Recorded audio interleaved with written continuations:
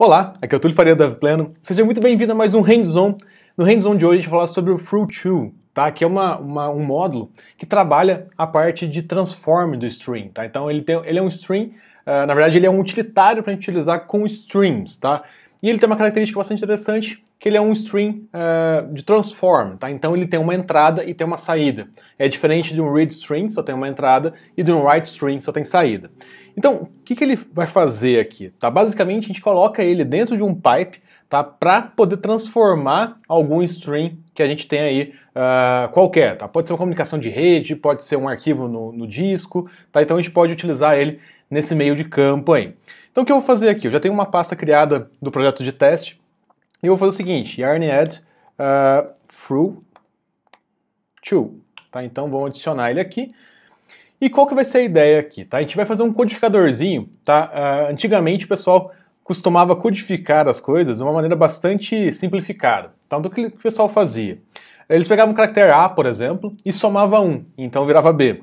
Aí pegava o B, virava C, e assim por diante. Então a gente vai fazer exatamente isso aqui, tá? Então a gente vai pegar um arquivo de texto, transformar todos os caracteres char dele ali, então a gente vai alterar de A para B, de B para C e assim por diante. Tá? Então a gente vai codificar aqui um arquivo utilizando o Fruit2. Então, olha só, vou criar um arquivo novo aqui, index.js, e vou criar também um arquivo input.txt, Túlio Faria, devplan. É um tipo de cifra, né? Então não é uma codificação, é mais uma cifra, né? Então a gente está cifrando aqui um texto. Então olha só, o que a gente vai fazer? Const fs, tá? Então a gente vai lidar aqui com o string, com o file system e utilizar o string através do file system. Então require fs. Eu vou pegar aqui também o fruit2. Sempre eu esqueço como que escreve. Deixa eu ver se eu não esqueci. Aí. Require fruit2. E o seguinte, o que acontece? Eu vou pegar, vou criar um read string, tá? Então um read string ele é um string de entrada, né? Então create read string, e aí eu vou passar o arquivo meu aqui, nesse caso input.txt. Então eu vou passar esse arquivo de entrada, e aí o que acontece? Esse cara aqui ele retorna um string, né? Então eu vou dar um tab aqui, ele retorna um string. O que eu posso fazer nesse string? Eu posso vir e fazer um pipe nele. Então posso encanar essa entrada para um outro processo, que nesse caso pode ser o through. Então eu posso passar o through aqui. O through ele recebe uma função onde a gente tem um chunk de dados aqui, então um conjuntinho de dados. Qual que é o encoding desses dados e um callback aqui que a gente tem que chamar. Então olha só para a gente ter uma ideia aqui do que vai acontecer. Então a gente encanou, né, a gente pegou esse arquivo aqui, vai começar a ler ele como string, então a gente vai ler de pouco a pouco esse arquivo, e pouco a pouco eu mando nesse encanamento que está aqui. Depois desse encanamento, a gente vai mandar esse para um encanamento de fora, vamos dizer assim. Então a gente vai fazer um create write string, aliás, a gente vai fazer um pipe antes, né, então pipe, e vai mandar isso para um outro, então a gente encanou aqui para um outro string, então fs.create write string.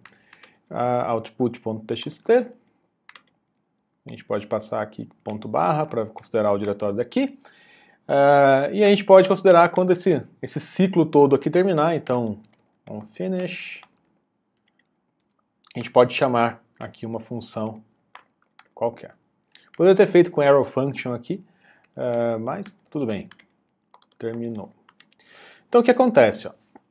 Eu fiz, olha que legal, isso aqui é bem legal quando a gente trabalha com string, a gente tem a entrada aqui, geralmente é um read string, e a gente tem vários pipes, né? Então o pipe, ou ele pode ser um pipe de transformação, que geralmente ele fica entre um read e um write string, então o read é a entrada do ciclo aqui do string, e o write string é a saída, então ele morre aqui, tá? Esse string ele não propaga para frente, tá? E aí o que acontece? Se a gente fizer, por exemplo, console.log e simplesmente aqui passar dar um console log aqui no chunk, ó, o que vai acontecer? A gente tem que também dar um this.push e passar o chunk para frente. Tá? Então a gente vai mandar o chunk daqui para cá. Tá? Então A gente leu um pouco de dados daqui, caiu aqui nesse pipe, e esse pipe está dando um dis.push para cá, tá? E aí terminamos de fazer o que a gente tem que fazer, callback. Tá, então eu preciso avisar para continuar. Vamos salvar, vamos testar aqui o que acontece, para a gente ver o que acontece. Node index. Olha lá que legal. Um buffer. E vamos ver o output. Ó, ele copiou do input para o output. Então funcionou direitinho. Ele pegou aqui o string de entrada, passou por esse string que é um cano, né? E a gente tem a chance de transformar ele aqui dentro agora. Então o que a gente vai fazer? Ó? Ao invés de dar um console log no chunk, a gente vai processar ele. Tá? Então a gente vai pegar, por exemplo, for let i igual a 0 e menor do que chunk.length. O que mais que a gente vai fazer?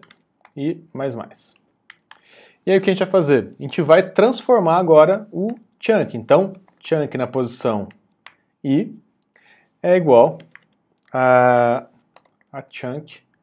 A gente poderia até colocar mais um, né?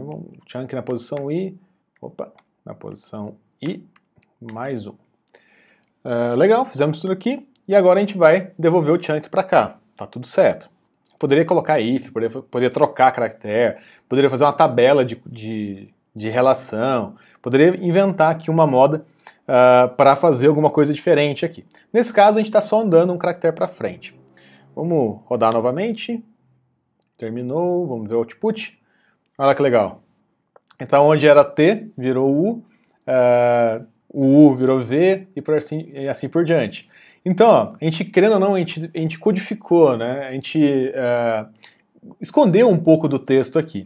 Era muito comum isso antigamente, o pessoal fazia isso para trocar, né? O pessoal que era adolescente trocava cartas e textos cifrados dessa forma, né? Então andava um caractere para frente.